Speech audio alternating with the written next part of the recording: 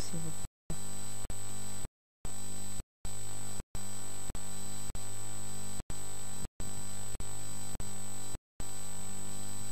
Alléluia.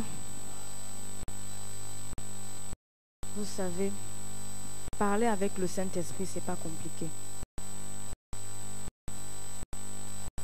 C'est pas compliqué.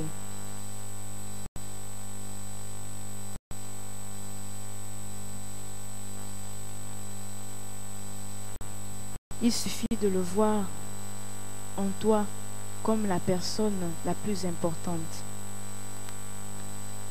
Ça veut dire qu'on arrive à une dimension où la personne physique ne peut plus nous apporter un certain réconfort, au point où on bascule à celui qui est en nous. Et quand on parle avec le Saint-Esprit, ça veut dire, là, si j'arrive à faire asseoir quelqu'un pour lui expliquer tous mes problèmes, je suis convaincue que si la personne m'écoute, au moins il y a une partie de moi qui va être libérée parce que j'ai déballé tout mon sac avec cette personne. Mais ça fait tellement mal que tu parles à la personne tous tes problèmes, mais tu sais au fond de toi, nous savons au fond de nous que la personne ne pourra pas nous donner une solution. Mais le fait d'avoir parlé simplement à la personne, en toi, peut-être tu as senti une certaine légèreté. Mais quand tu reviens seul, tu n'as pas toujours la réponse à tes questions. Mais lorsqu'on s'adresse au Saint-Esprit, lorsqu'on déballe tout ce qu'on a dans notre cœur, on lui dit ce qu'on ressent pour lui. Ça veut dire qu'on lui donne la place où on lui fait comprendre que la personne physique n'est pas plus importante que toi. Parce qu'on a vu dimanche qu'il produit en nous des conseils. Donc le mercredi, quand tu viens adorer le Saint-Esprit, tu attends en retour un conseil venant de lui. Peut-être il y a une situation en ce moment qui te trouble. Ou peut-être il y a une difficulté où tu dois faire un choix quelque part, où tu dois prendre une décision, où tu dois t'amener à réfléchir comment je dois faire ça, je dois faire ça. Mais quand tu arrives dans la maison de Dieu, le Saint-Esprit devient ton conseiller. Et lui seul est capable de t'orienter ce que tu dois faire au moment qu'il faut faire. Mais si on ne fait pas confiance totalement, c'est-à-dire notre prière reflète comme si on n'a pas totalement, on n'est pas trop sûr qu'il nous écoute. Amen.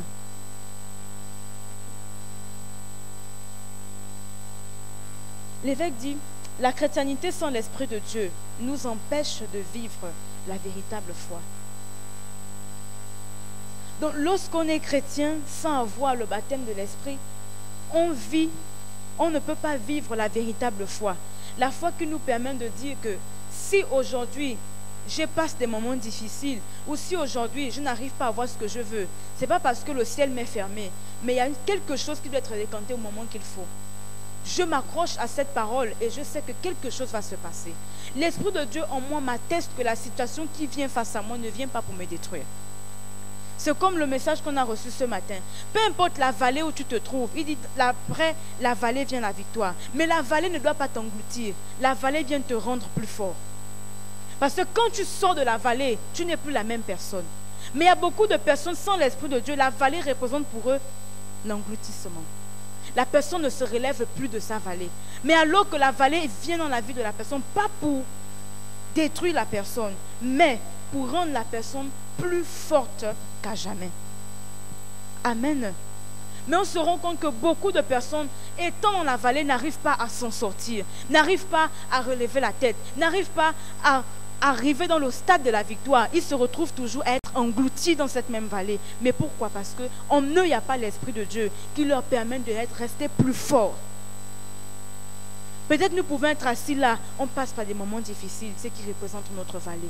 Mais dans cette vallée, la vallée n'est pas venue pour nous engloutir, mais pour nous rendre plus forts, pour travailler notre caractère, travailler notre attitude. Au moment de la victoire, on sait quoi faire. Mais sans le baptême de l'Esprit, sans le Saint-Esprit, on ne peut pas sortir de ce qu'on appelle la vallée. Amen. Il dit, le problème, nous aurons toujours dans notre vie. Nous aurons toujours les difficultés, nous aurons toujours les problèmes, nous aurons toujours des luttes, nous aurons toujours tout ce qui constitue comme challenge dans notre vie. On aura toujours. toujours. Il n'y a pas une situation qui dit qu'une vie, tu vas naître et la vie va aller en rose. Même dans la maison de Dieu, on aura toujours des luttes, les sécheresses, les moments de crise, les moments de... On aura toujours, il y en aura toujours. Il dit, mais Jésus nous fait comprendre qu'on ne peut rien faire, absolument rien faire sans lui. On ne peut absolument rien faire sans l'Esprit de Dieu. On ne peut absolument rien faire sans l'Esprit de Dieu en nous, sans la personne du Saint-Esprit en nous. Parce que dans ce monde, il y aura toujours des confrontations, il y aura toujours des persécutions, il y aura toujours ceci, il y aura toujours ça. Même si aujourd'hui tu es plus fervente que quoi, il y aura toujours un moment où tu vas traverser une situation qui va basculer ta vie. C'est à ce moment que le Saint-Esprit nous fait comprendre, Dieu nous fait comprendre qu'on ne peut pas vivre, on ne peut rien faire sans l'Esprit de Dieu. Jean 15, verset 5.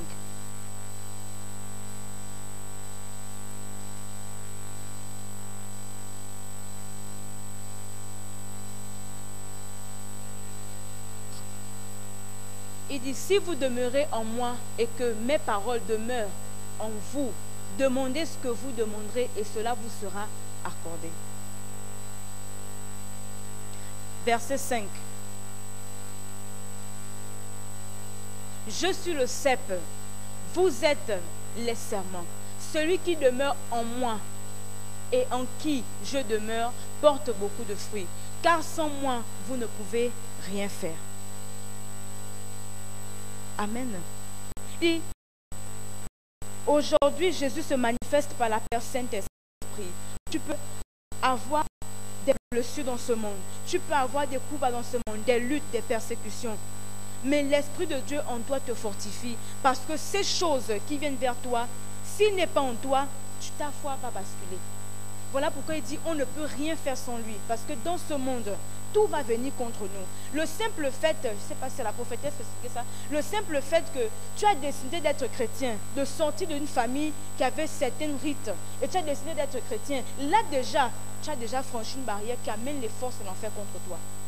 Donc rien que ce fait de manifester la chrétienté est déjà un problème.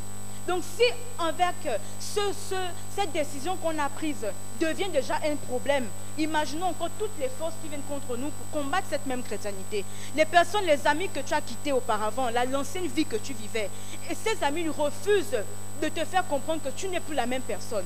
Ils vont toujours te ramener à une position, à ce que tu faisais auparavant, ou par le petit nom qu'on t'appelait, ou par les attitudes que tu avais l'habitude de faire, ou te ramener certaines choses que tu avais l'habitude de faire pour te faire comprendre que, écoute, tu n'as jamais changé.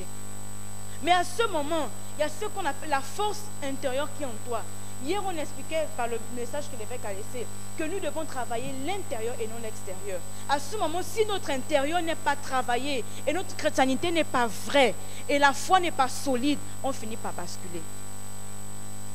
Et voilà pourquoi il dit, sans moi, sans l'Esprit de Dieu, on ne peut rien faire. On ne peut rien faire. Et c'est ce qu'il essaie d'expliquer toute la semaine dernière. Que cet enfant que tu tapes, ce mari que tu critiques, cette personne que tu fais quoi? Tes paroles ou tout ce que tu peux faire ne peut rien changer en elle.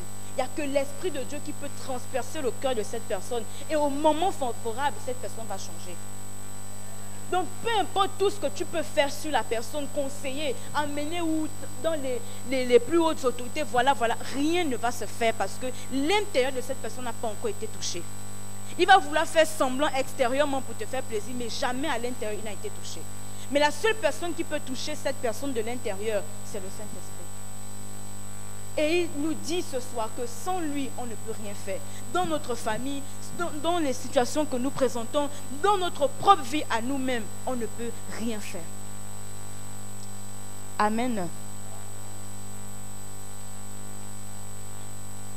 Il dit, mais comment le Saint-Esprit peut venir dans la vie d'une personne? Juge 13, verset 3.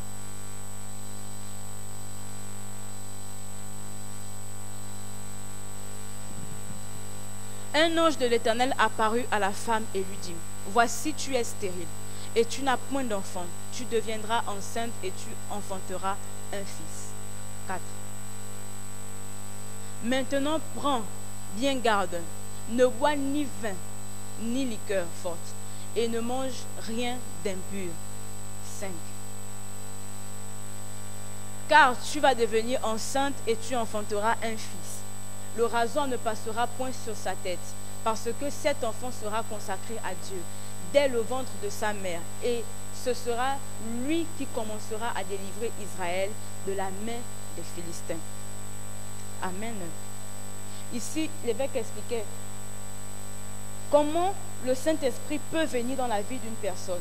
Personne ne peut être baptisé du Saint-Esprit sans qu'il n'ait fait un vœu avec Dieu. Là, le vœu a été utilisé. Il expliquait que le problème, ce n'est pas le rasoir, ce n'est pas les cheveux, mais c'est le vœu qui a été fait. Lorsqu'il a brisé le vœu de vie qu'il a fait avec Dieu. Amen. Le but, ce n'était pas les cheveux qui ont été coupés. Vous connaissez l'histoire de Samson. Le but, ce n'est pas les cheveux qui ont été coupés, mais c'est le vœu qui a été brisé à cet instant. Donc, lorsque nous brisons le vœu avec Dieu, le Saint-Esprit nous quitte. Dimanche 13, on a fait le vœu avec Dieu, on a été baptisé du Saint-Esprit. Mais comment maintenir le vœu que toi et moi, on a fait dimanche 13? Ce vœu se maintient par la fidélité et la loyauté. Je ne peux pas être un voleur de dîmes. Je ne peux pas manquer de la loyauté et le vœu qui en moi reste intact. Donc lorsque j'ai le vœu avec moi, le baptême de l'Esprit suit automatiquement.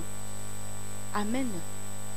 Lorsque je maintiens le vœu de vie avec Dieu, le baptême du Saint-Esprit est en moi. Et la personne de Jésus, la personne du Saint-Esprit reste en moi, maintient la chrétienté que j'ai décidé d'avoir depuis le début. Je ne peux pas sortir du monde et venir à l'église sans aucun faire de vœu. Tôt ou tard, je vais finir par partir. Parce qu'en moi, je n'ai pas la personne du Saint-Esprit, mais j'ai le pouvoir qui m'a transformé. Le pouvoir du Saint-Esprit m'a transformé de sorte à ce que j'ai changé de vie. Lorsque le Seigneur Jésus dit à Nicodème, si tu veux naître de nouveau, si tu veux rentrer dans le royaume des cieux, il te faut être baptisé d'eau et d'esprit. D'eau, le baptême d'eau, je change de vie. Je décide de ne plus être voleur, braqueur, bandit, prostituée, ainsi de suite. Le baptême d'eau me transforme. Mais le baptême d'esprit m'emmène à l'étape du royaume des cieux, qui fait en sorte que je ne ressens plus rien sur terre qui peut basculer ma foi. Que je n'ai pas ceci, je n'ai pas cela, ça ne peut plus être un motif pour moi de quitter l'église malgré le nombre d'années que j'y suis. Amen. Mais qu'est-ce qui me maintient au baptême d'esprit? C'est le vœu que je fais avec Dieu. Et le vœu me maintient à ce que je sois là, jour qu'il pleuve, qu'il neige, vents et marées, peu importe ce qui peut arriver pour basculer ma foi, je maintiens le vœu parce que j'ai décidé que je ne quitterai pas ce lieu. J'ai décidé que Dieu et moi, c'est jusqu'à la mort. Jusqu'à l'éternité, je suis là et je n'abandonnerai pas. Amen. Sans le vœu de vie, on ne peut pas avoir le baptême du Saint-Esprit. Sans le vœu de loyauté, on ne peut pas avoir le baptême du Saint-Esprit.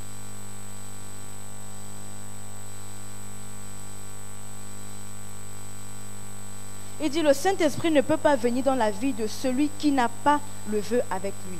Comment le vœu a commencé? Par la donne de dîmes.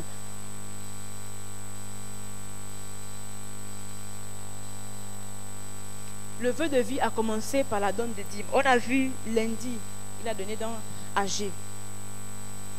Il dit, on sème beaucoup, on récolte peu. On mange, on n'est pas rassasié. On boit, on n'est pas désaltéré. On est vêtu, on n'a pas chaud. Donc tout ce que l'on fait, tout ce que l'on sème, tombe dans un sac percé. Il dit, le sac percé représente quoi? L'infidélité. Je ne peux pas être à l'aise et la maison de Dieu est détruite. Le vœu de vie que je fais avec Dieu maintient, me donne une responsabilité de soutenir l'œuvre de Dieu.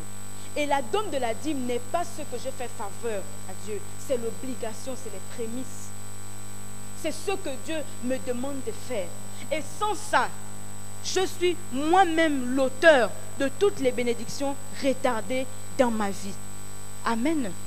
Tout ce qui a été retardé dans ma vie, disait l'évêque, c'est le motif de ce sac percé. Parce que tant de bénédictions arrivent, nous les voyons même descendre, nous les voyons même arriver. Mais on se dit, mais à quel moment j'ai raté la main. À quel moment je n'ai pas vu ça s'échapper? Mais pourtant, j'étais sûre que j'ai été bénie. J'étais sûre que j'avais cet emploi. J'étais sûre que j'avais ce contrat. J'étais sûre que j'avais ça. J'étais sûre que j'avais ça. J'étais à 2 doigts d'avoir. Mais comment j'ai fait pour que ça puisse passer entre mes doigts? Et aujourd'hui, on a la réponse que, bien sûr, Dieu n'a pas échoué dans sa parole. Il a envoyé la bénédiction. Mais c'est tombé dans le sac qui était percé.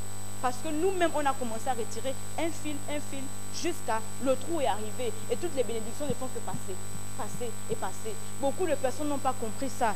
Et on finit par partir, oh, il n'y a pas, Dieu ne répond pas. Oh, commencer à critiquer l'évêque, la prophétesse et tout ce qui s'ensuit. Parce qu'ils ne peuvent pas reconnaître qu'eux-mêmes, ils ont été comme des voleurs de dîmes. Ils ne peuvent pas reconnaître qu'eux-mêmes, ils ont fait des vœux à Dieu, ils n'ont pas respecté. Ils ne peuvent pas reconnaître qu'eux-mêmes, ils ont des enveloppes de 21 jours de grâce depuis les années cachées sous les cahiers. Ils n'ont pas voulu reconnaître qu'ils ont les enveloppes depuis longtemps, des vœux qu'ils ont faits qu'ils n'ont pas respectés. La Bible nous dit que lorsqu'on vole la dîme, on rend un 15e, 15%. Est-ce que nous le faisons? Comme le fois on a volé les dîmes, on n'a pas remboursé 15%. Même là, on est assis, on doit Dieu encore. Et tout ça, ce sont des actions accumulées qui font en sorte que le diable a l'autorisation de voler ce qui t'appartient parce que nous-mêmes nous ouvrons les portes. Amen. Colossiens 3, verset 2.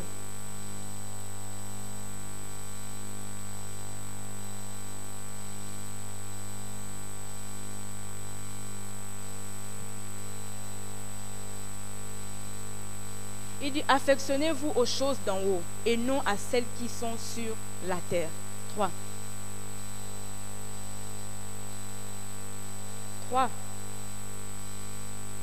Car vous êtes morts et votre vie est cachée avec Christ en Dieu. Il dit, lorsque nous sommes morts, la chair ne peut plus nous obliger à faire ce qu'elle veut. Lorsque ton corps est mort, tu ne peux plus t'amener à être obligé, c'est-à-dire lorsque tu reçois ton salaire ou ce que tu fais, tu as encore en toi les émotions qui bousculent de ne pas vouloir donner les dîmes ou de vouloir repartir en arrière. C'est que jusqu'à présent, ton corps n'a pas été comment? Tué. Et il disait que notre responsabilité, nous-mêmes, on a la responsabilité de tuer notre propre corps. Parce que sans ça, on ne peut pas avoir le baptême de l'esprit. Il faut que notre corps ne réponde plus. Il faut qu'on arrive à ce que notre esprit domine notre chair. Parce que aussi longtemps qu'on va se laisser dominer par nos propres émotions, l'Esprit de Dieu ne pourra pas nous transformer, ne pourra pas faire des choses dans notre vie parce que notre propre corps réagit encore. Le fait que nous volons les dîmes, c'est le résultat de notre chair vivante. Le fait que nous avons la lourdeur pour arriver à l'église les mercredis, c'est le résultat de notre chair vivante. Le fait que nous avons la lourdeur pour faire les choses de Dieu, c'est le résultat de notre chair vivante. Le fait qu'on a la lourdeur pour faire ce qui est bien, c'est le résultat de notre chair vivante. Et sans ça, l'Esprit de Dieu, on peut dire, l'évêque peut dire, reçois le baptême, reçois l'Esprit, tout déchargé sur toi. La chair qui vit encore repousse. C'est comme il prenait l'exemple dimanche, l'Esprit de Dieu vient, toi-même tu pousses. Parce que ta chair réagit contraire à ce que l'Esprit de Dieu demande. Qu'est-ce qui fait que la personne résiste, ou bien boude, ou bien doute, ou bien a des raisonnements lorsqu'il y a certains propos que l'Esprit donne à l'église, ou il y a certaines orientations que toi-même tu reçois? C'est le résultat de ta chair vivante. Et si tu n'arrives pas, si nous n'arrivons pas à tuer la chair de l'Esprit, on va retarder beaucoup de choses parce que Dieu ne communique pas avec notre chair, il communique avec notre esprit. Et sans que notre esprit ne prenne le dessus, Dieu ne pourra pas nous communiquer. On ne pourra pas télécharger les choses qui sont en esprit pour apporter ça dans notre ADN. Amen.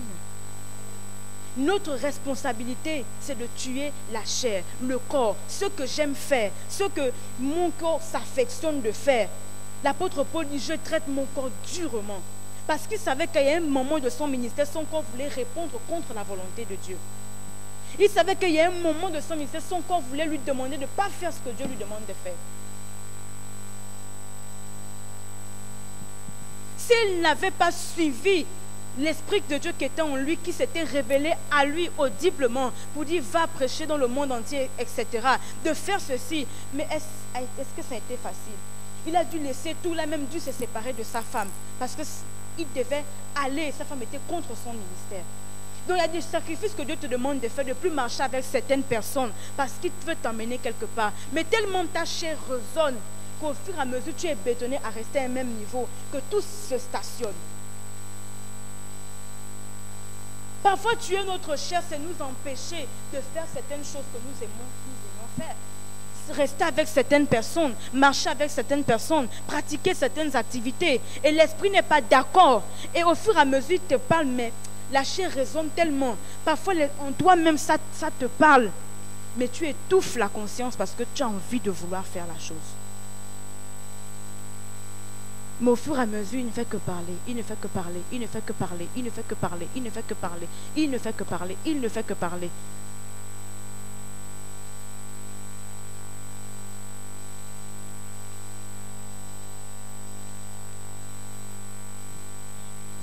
Amen. Il dit, lorsque tu désires être baptisé du Saint-Esprit, notre corps doit mourir. C'est notre responsabilité de faire mourir notre corps. Et à ce moment, tu n'auras plus de problèmes à donner la dîme. Tu n'auras plus de problèmes à soutenir l'œuvre de Dieu. Tu n'auras plus de problèmes à suivre ton couloir. Il y a un moment, il nous enseignait que chacun de nous, le corps de Christ, on représente chacun de nous un membre du corps. Donc chacun de nous a son couloir dans l'église. Chacun de nous a sa responsabilité. On est assis sur les mêmes chaises blanches confondues, mais chacun de nous a sa responsabilité. Et nous devons tous rester sous le couloir qui nous a été orienté. Si tu es la main pour soutenir l'œuvre de Dieu, fais ce qui te doit être fait. Si tu es le pied pour évangéliser, fais ce que tu as l'habitude de faire, ce que tu as été appelé à faire. Si tu es les yeux, si tu es la bouche, fais ce que tu as été appelé à faire. Et ça même, c'est une grande responsabilité de savoir ce à quoi tu as été appelé. Donc il disait, on n'a plus le temps de chercher à guetter la vie de l'autre. Qu'est-ce que l'autre ne fait pas? Qu'est-ce que l'autre fait? Qu'est-ce que l'autre n'a pas fait? On se concentre sur l'appel qui nous a été donné à nous-mêmes. Parce que la parole de Dieu est un miroir pour toi et moi. Chacun se retrouve à un moment déterminé et se décide et se définit. Aussi longtemps qu'on se retarde par toutes ces petites choses qu'on accumule, aujourd'hui, on ne devrait plus être sur le niveau de vol de dîmes. C'est comme l'évêque disait que l'église est en train d'aller à un niveau très élevé. Et lorsque l'élévation arrive, il y a encore des gens qui flottent. Ce n'est pas bon. Parce que tant de bénédictions viennent, mais ton sac est percé. L'Esprit a révélé ça à l'église.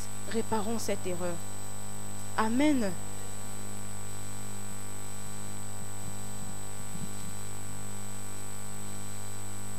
On termine avec Proverbe 3, verset 8.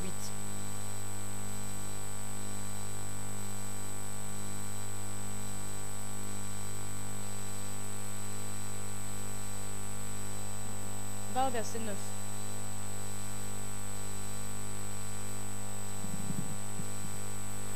Il dit, honore l'Éternel avec tes biens et avec les prémices de tout ton revenu. 10. Alors tes greniers seront remplis d'abondance et tes cuves regorgeront de mou. Amen. La Bible est claire. Nos problèmes financiers ne viennent pas des démons.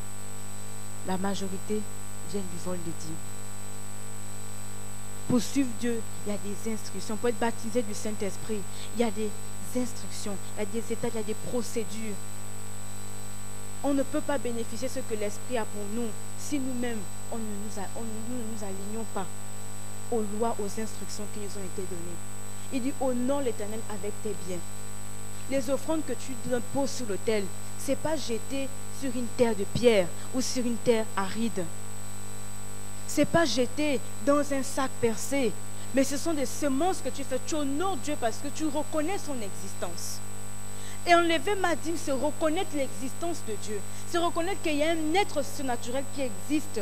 Et je suis conscient que ce que j'ai aujourd'hui ne vient pas de mes efforts, mais parce qu'il est là. Je reconnais et j'honore son existence. Lorsque je donne mes offrandes, c'est que je l'adore. Je sais qu'il existe et ma vie, je l'ai reçue. Je ne dis pas parce que je la méritais, mais c'est la grâce. Toute action que nous posons dans la maison de Dieu, c'est très important et c'est précieux.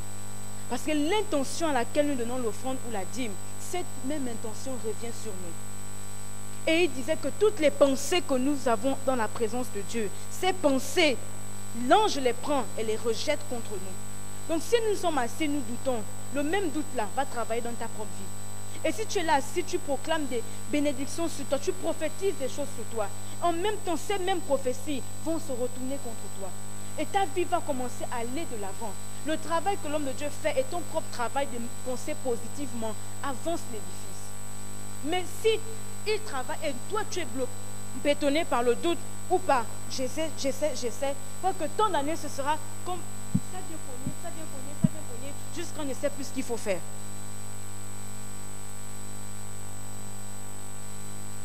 Amen. Réparons le vol des dîmes, réparons. Usons le sac versé. Il faut que l'affaire là s'arrête.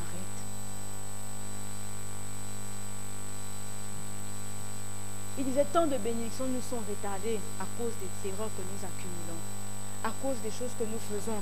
Oh, je vais me rattraper, je vais me rattraper. Dieu t'a donné ça aujourd'hui. Il sait pourquoi il t'a donné ça aujourd'hui. Aussi que tu as reçu, enlève, dépose pour Dieu.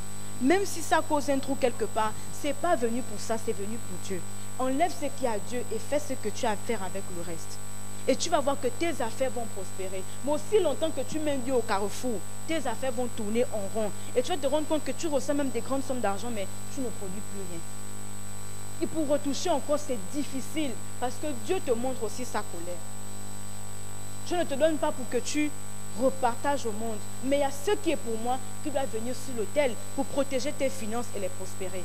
Mais comment veux-tu prospérer si tu bloques à Dieu, si tu es même avare avec Dieu? Amen. Levons-nous s'il vous plaît.